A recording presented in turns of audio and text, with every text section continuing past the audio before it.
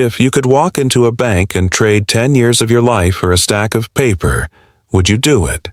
Most people would say no. They would call it a tragedy. They would call it a nightmare. But the uncomfortable truth is that you are already doing it. Every single day. We are taught from a very young age that money is a reward for our time. We give our hours. We receive currency. It feels like a fair trade. It feels stable. But imagine if the hours you work today were worth 60 minutes. But when you went to spend them in 10 years, they had shrunk to 30. Someone didn't just take your money. They took the years you spent earning it. They stole your past. And in doing so, they are owning your future. You think you are saving for a house or a retirement or a legacy. But the system is designed to ensure that by the time you reach the finish line, the cost of entry has moved just out of reach. This is not a conspiracy theory. It is a mathematical certainty built into the very fabric of our modern world. We call it the Great Time Heist. And the most terrifying part isn't that it's happening. The terrifying part is that you are helping them do it. The world feels heavy right now. You see it in the eyes of people at the grocery store. You feel it when you look at the price of a modest home and compare it to the salary of a hard-working professional. There is a phantom limb sensation in our economy. We feel like we should be moving forward, but we are effectively walking through waist-deep water. Most people believe the problem is inflation. They treat it like a natural disaster, like a storm that just happens to pass through. They think if they can just get a 5% raise, they will be ahead. They are wrong. The misunderstanding lies in how we perceive value. We have been conditioned to look at the nominal number, the digits on the screen. If the number goes up, we think we are winning. This is a psychological anchor. It keeps us focused on the scoreboard while the stadium is slowly being dismantled around us. The real conflict isn't between you and your boss, or you and the price of gas.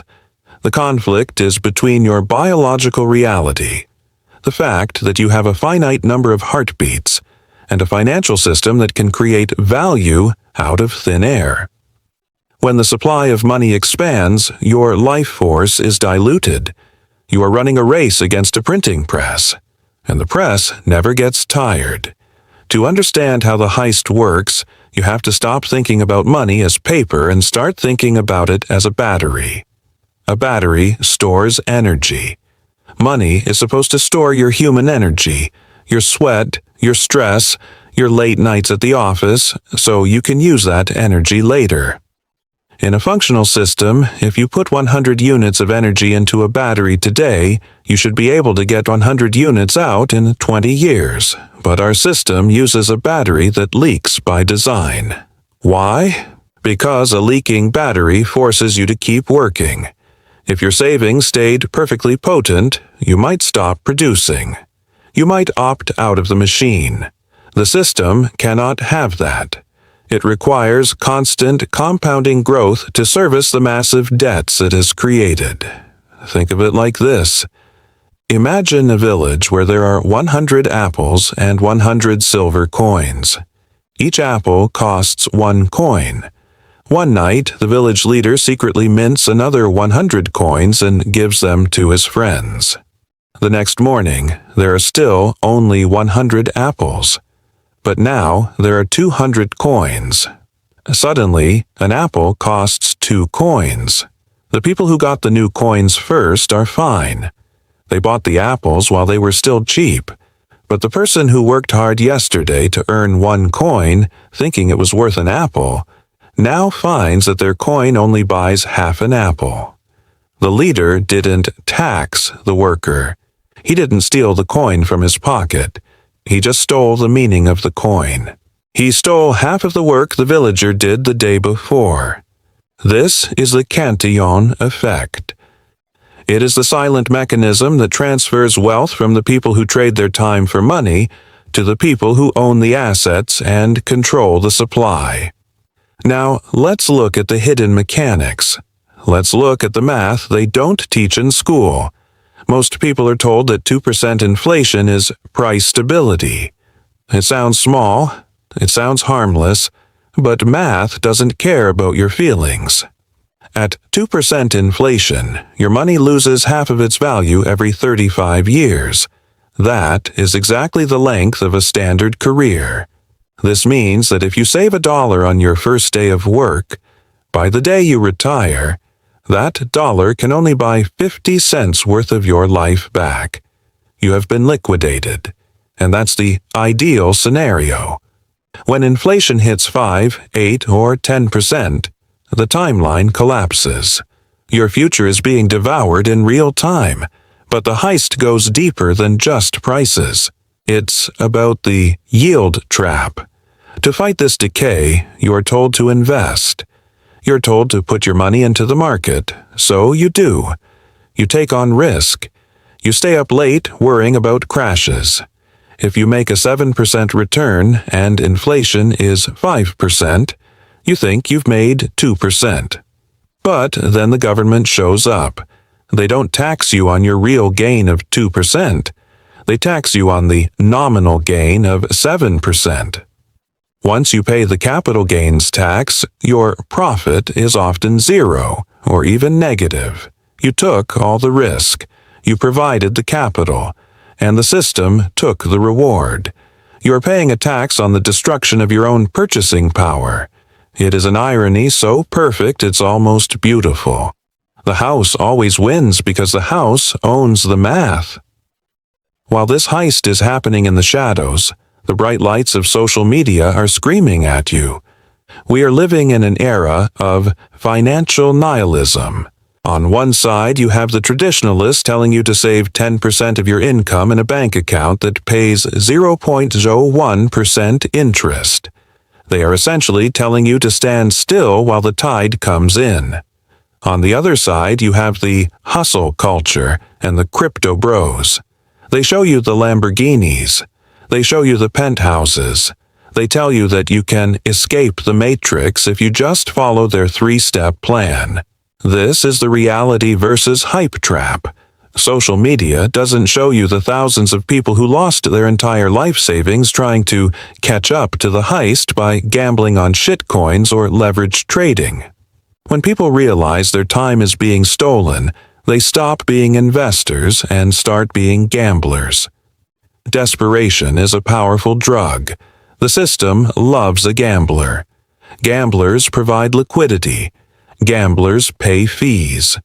Gamblers lose their money to the people who actually own the casinos. The hype is just a symptom of the pain. We see the skyrocketing price of assets, houses, stocks, luxury goods, and we call it a bull market. It isn't a bull market, it is a currency funeral. The assets aren't getting more valuable because they are better. They are getting more expensive because the currency is getting weaker. If you bought a house in 1970 for $25,000 and it's worth $500,000 today, you feel like a genius. But if you look at how many ounces of gold or how many gallons of milk it takes to buy that house, you realize you haven't actually moved very far. You've just been holding on to a life raft while the ocean rose. The tragedy is for those who aren't on a raft at all. The ones who are just swimming, trying to keep their heads above water with nothing but a paycheck. This brings us to the psychological truth, the part of the story that hurts the most. Why do we let this happen? Because the heist is designed to be exhausting. When you are tired, you don't think about systems. You think about survival. When you are stressed about next month's rent, you don't have the mental bandwidth to study the history of the gold standard or the mechanics of the Federal Reserve. The system relies on your cognitive fatigue. There is also a deep evolutionary bias at play here. Humans are wired to notice sudden changes. If a lion jumps out of a bush, your heart rate spikes. But we are terrible at noticing slow decay.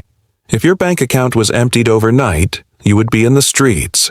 But because it happens at a rate of a few % a month, your brain normalizes it. You just think, wow, things are getting expensive, and you go back to work. Even for those who understand the math, there is an emotional difficulty in acting on it. To protect yourself, you have to go against every instinct you were taught. You have to stop trusting cash. You have to stop believing that the government has your best interests at heart when it comes to your savings. You have to accept that the safe path is actually the most dangerous one. That realization creates a form of trauma. It forces you to admit that the world is not as stable as you thought it was. It's easier to stay in the dream. It's easier to believe that if you just work a little harder, the old rules will start working again. But the old rules are dead, and the new rules are being written by the people who own the pens. So, we come to the end. We look at our bank accounts. We look at our calendars. We see the numbers and we see the days. Most people will finish this video and go back to their lives. They will feel a slight sense of unease, a small knot in their stomach, but by tomorrow morning, it will be gone. The lure of the normal is too strong, but for a few of you, something has shifted. You can no longer look at a $100 bill and see $100. You see the hours of your life that it represents. And you see the invisible hand reaching in to clip a piece of it away. The system isn't going to change. The heist isn't going to stop. The currency will continue to be diluted because the alternative, a total collapse of the debt-based system, is something the architects cannot allow. They will choose to sacrifice your time to save their system every single time. You are the battery that keeps the lights on in a building you aren't allowed to enter. There is no perfect resolution here. There is no one weird trick to fix the global financial order. There is only the choice of how you value your own existence. If money is time, and your time is being stolen, what are you actually working for? Are you building a future for yourself? Or are you just paying for the privilege of watching it slip away? The heist is silent. It is invisible. And it is happening right now. The question is no longer, is it happening? The question is, how much of your life is left before the battery runs dry? And what are you going to do with the heartbeats you have left? Which specific part of your life do you feel the system has already stolen from you? And what is the one thing you are willing to change today to take it back?